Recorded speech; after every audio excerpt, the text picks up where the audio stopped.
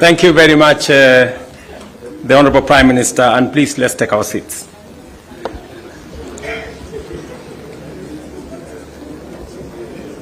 Your Excellency, Raila Amolo Odinga, Prime Minister of Kenya and party leader of my former party.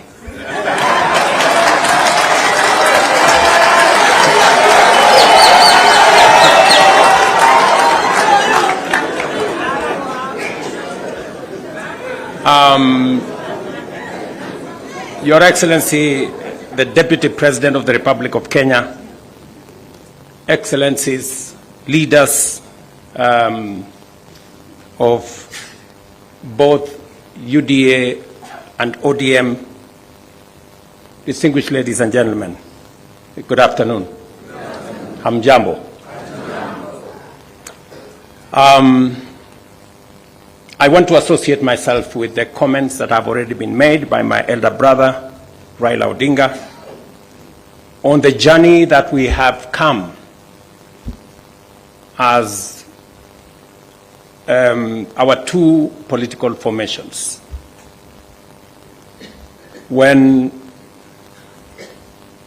His Excellency Raila Odinga decided to run for the position of Africa Union Commission Chair,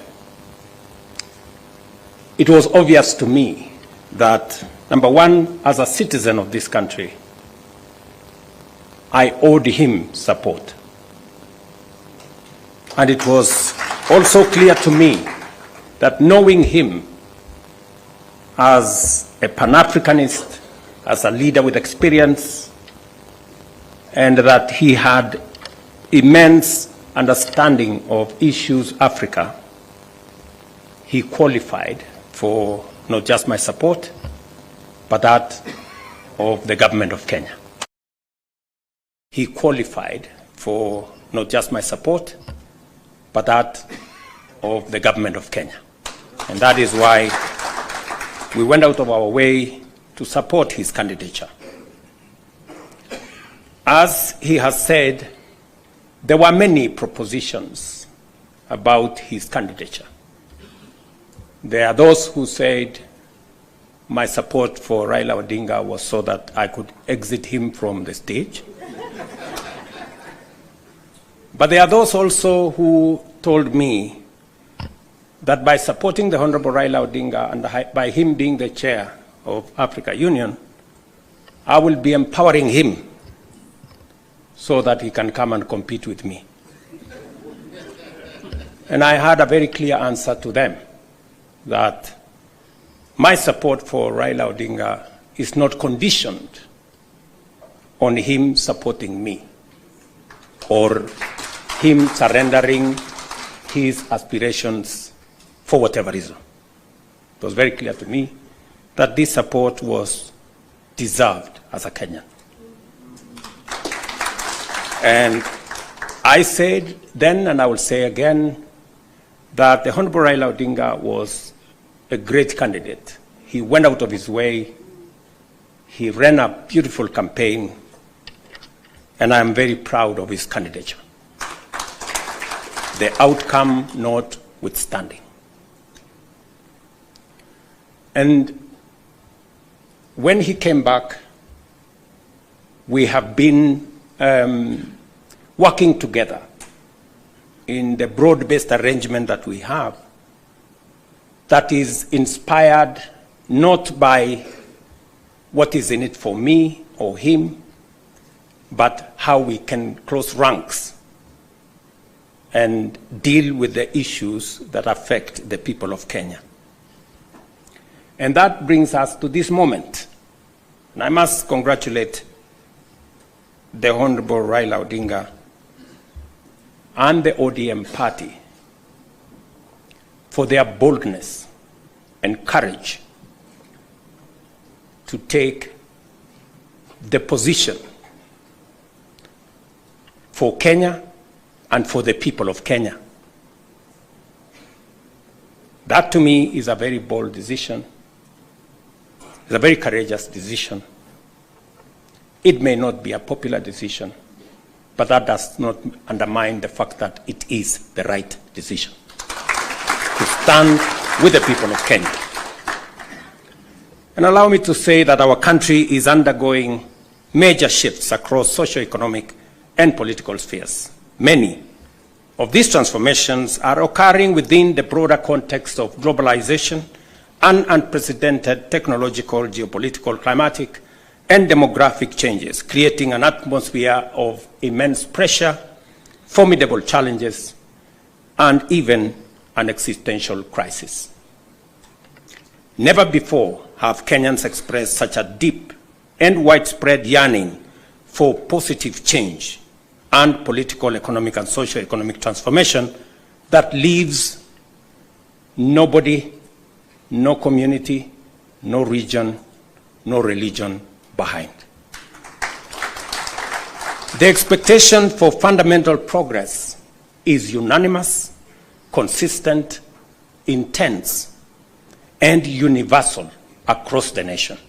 There is no one part of Kenya that does not yearn for progress and transformation. These aspirations, grounded on our nation's enduring character of boldly pursuing freedom, democratically managing our diverse interests, and engaging progressive institutions such as a clear notice for all of us that the time has come for us to seize this historic opportunity, unite more strongly than ever before, and deliver meaningful change to the Kenyan people. We undertake this commitment with the understanding that while our political parties may differ in strategy, we share a common goal: to build a united, secure, and prosperous Kenya under a government that is capable, committed, and willing to ensure abundance and opportunity for all without exception. This realization has enabled Kenya's largest political movements to engage constructively, recognizing the unique opportunity before us. As leaders and as a generation of citizens, we must embark on a bold and radical path of national transformation, confronting and resolving the fundamental issues that have shaped every national crisis since independence. And we have had an able listing of what this is.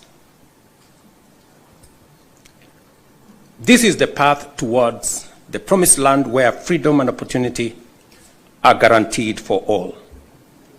We recognize that this moment is unlike any other.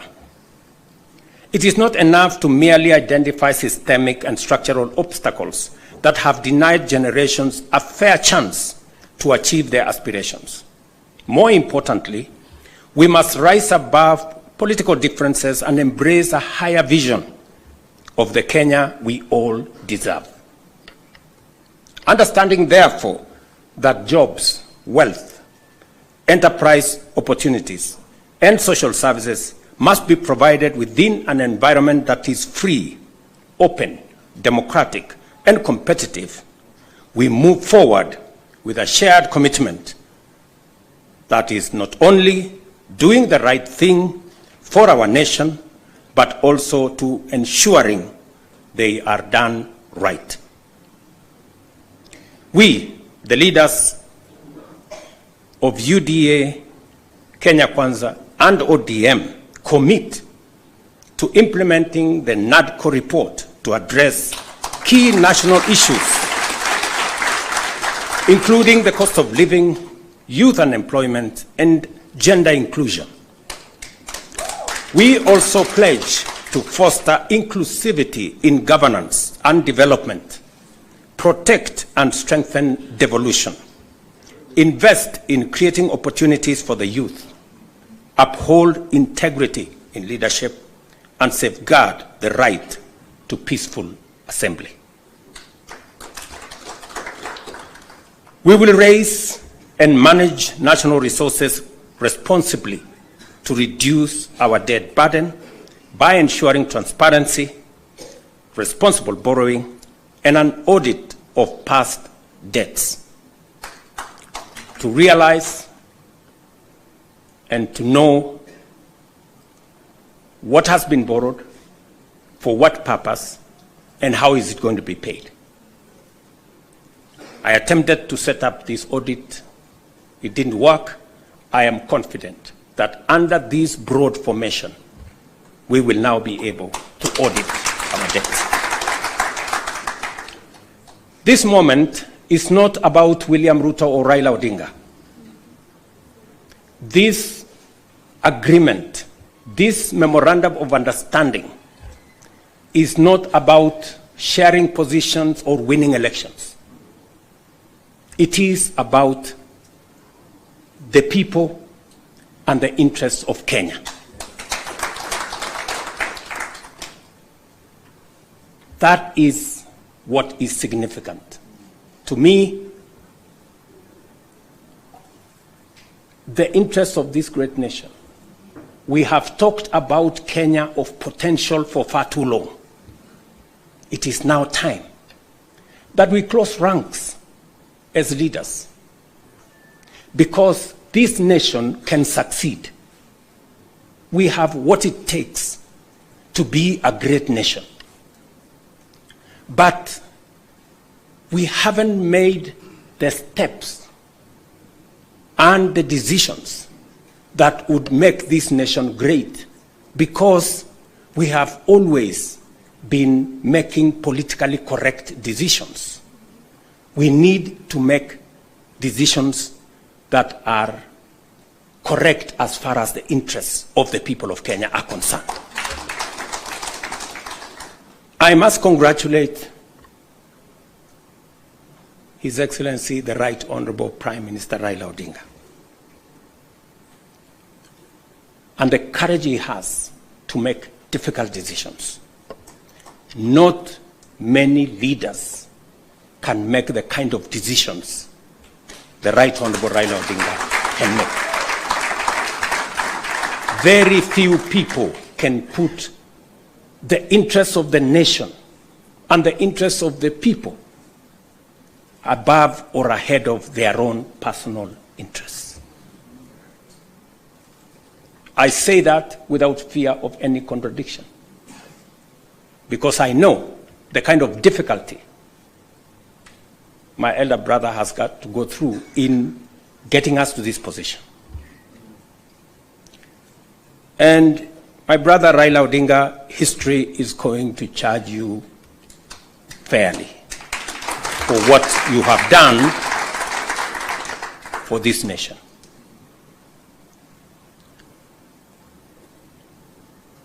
Immediately after the elections, several months after the elections, I called my brother and I told him, you have been my party leader. You have been my senior. Today, by God's grace, I'm president. I want you to be treated well.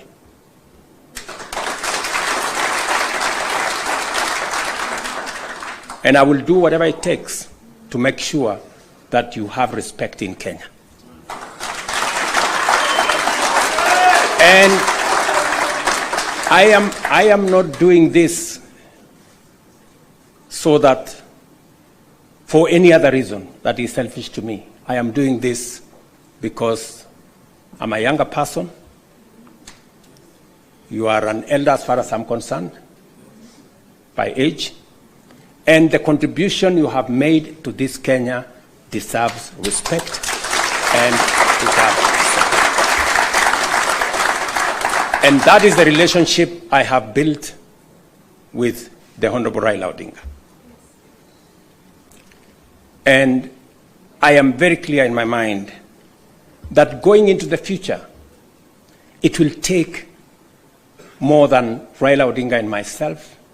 It will take every one of us to pull this country together and to achieve the things that will change Kenya for the better. Let me say this, that equally we will fight corruption decisively, eliminate public resource wastage, and uphold the rule of law and constitutionalism, ensuring that government officials respect judicial decisions and protect the rights of all citizens. Our collective goal is a just, equitable, and prosperous Kenya for all of us. Thank you very much to all of you. May God bless our great country, Kenya. Asanteni sana. Another round of applause for the principals, please, as I seek your indulgence, Your Excellencies, for a quick photo opportunity.